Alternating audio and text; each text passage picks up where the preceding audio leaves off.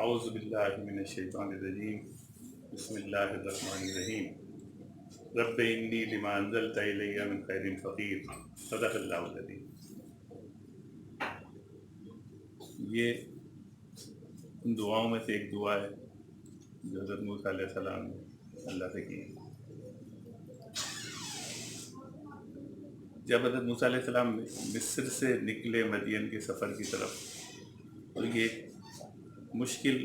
اور سخت سفر تھا، تھکا دینے والا صحرا کا سفر، اس میں جو کچھ بھی ساتھ میں اگر زیادہ راہ لے کے نکلے تھے تو وہ راستے میں ختم ہو گیا،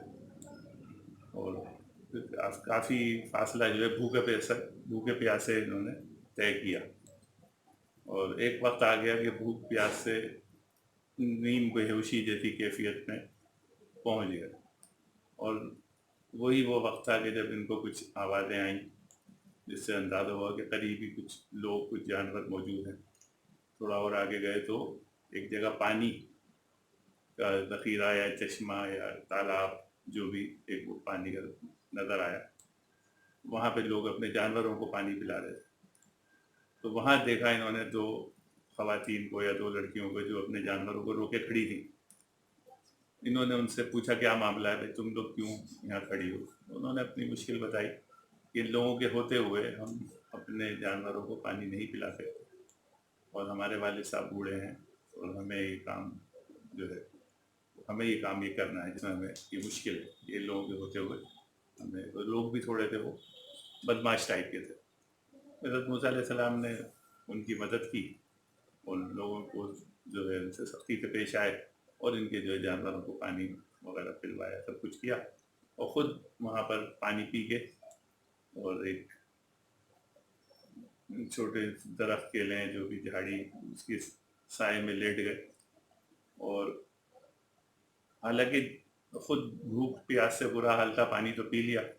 لیکن بھوک سے برا حال تھا، لیکن جن پہ احسان کیا ان سے بھی اپنی مشکل کا ذکر نہیں کیا، اور اللہ سے مخاطب ہوئے کہ رب انی لما انزلت الی من خیر فقیر، کہ اے میرے رب، بلا شبہ جو کچھ تو میرے لیے نازل فرمائے میں اس کا طلبگار ہوں، اور میں اس کا محتاج ہوں۔ یہ دعا اللہ تعالیٰ نے ان کی جو ہے حضرت موسیٰ علیہ السلام کی دعا ہمارے لیے قرآن میں محفوظ فرمائی ہے، اور بہت ہمیں بھی اس دعا کو سیکھنا چاہیے اور اس دعا کو پڑھنا چاہیے، کہ اس کے معنی پہ بھی غور کرنا چاہیے۔ اور اسی طرح ایک اور دعا، جب اللہ تعالیٰ نے جب یہ مدین پہنچ گئے اور وہاں ایک عرصہ گزارا، 8 سے 10 سال جو بھی، اس کے بعد جب واپسی کا سفر تھا، پھر وہاں پر اللہ تعالیٰ سے ان کی ملاقات ہوئی، ایک روشنی دیکھی، اس روشنی کی طرف گئے، تو وہاں پر جو ہے اللہ تعالیٰ نے ان سے کلام فرمایا، اور ان کو جو ہے ایک کام سونپا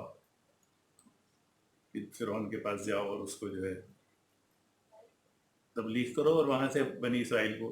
لے کے نکلو۔ تو وہ جب اتنی ذمہ داری، یہ ایک ذمہ داری جب ان کو دی گئی، تو فوری طور پہ جو دعا کی،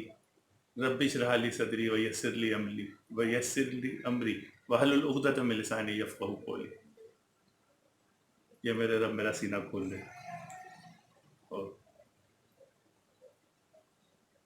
اس کام کو جو تو نے مجھے دیا ہے اس کو آسان کر دے۔ کیسی زبردست دعا ہے کہ جو ہے یعنی میرے رب میرا سینہ کھول دے، اور یہ جو کام تو نے مجھے دیا ہے اس کو میرے لیے آسان کر دے، واحلل عقدۃ من لسانی، اور میری زبان کی گرہ کھول دے، یفقہوا قولی، میرے قول میں طاقت عطا فرما۔ تو یہ دعا، یہ دو دعائیں ہیں، اور بھی مزید آگے دعائیں آتی ہیں، یہ دو دعائیں بہت زیادہ یعنی اہم دعائیں ہیں۔ تو یہ حضرت موسیٰ علیہ السلام کے توسط سے یہ دعائیں ہم تک پہنچی ہیں، اللہ تعالیٰ نے پہنچائی ہیں۔ تو ہم جیسے جیسے مطالعہ آگے کرتے جائیں، ان کو دیکھتے جائیں اور ان سے سیکھتے جائیں، اپنی زندگی کا ان کو حصہ بنائیں۔ جیسے ہمارے ایک عظیم جو ہے عالم دین حضرت جناب ڈاکٹر اسرار احمد صاحب، وہ جب بھی کوئی بیان کرتے تھے تو وہ اس بیان سے پہلے یہ آیت پڑھتے تھے، رب اشرح لی صدری ویسر لی امری، واحلل عقدۃ من لسانی یفقہوا قولی. تو اس کی بڑی اہمیت ہے، اور ہمیں اس قرآن پاک سے جو بات ہمیں جیسے پڑھنا ہے اس کو، قرآن پاک کو پڑھنے کا ثواب ہے، بے شک ثواب ہے، سمجھنا بھی ہے، اور اس سے سیکھنا بھی ہے، اس پہ عمل بھی کرنا ہے. صدق اللہ علیہ.